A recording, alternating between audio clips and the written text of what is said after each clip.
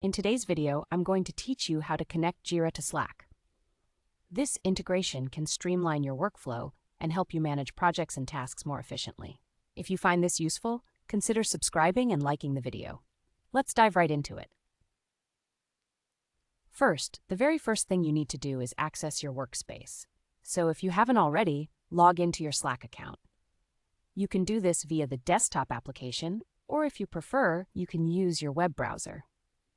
Once you're logged in, make sure you're navigating to the active workspace where you want to set this up. Once you're in your workspace, look over to the left sidebar of your Slack interface. This is where we'll find the Jira app.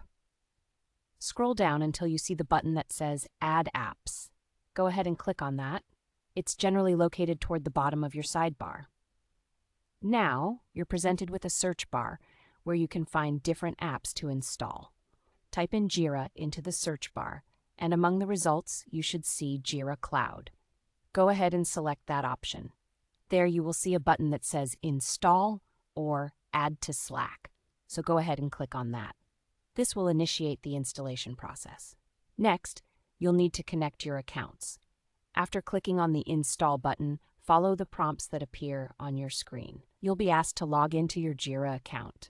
Enter your credentials as required. Once you've logged in, you'll need to authorize the connection. This step is crucial because it links your Jira account with your Slack workspace, allowing for seamless communication between both platforms. After you complete the login and authorization steps, you should see that the Jira app now appears in your sidebar. That's great news. It means you're successfully connected. You can click on the Jira app to open it up. Inside the app, you will find various options and functionalities available to you. One particularly handy feature is the slash commands.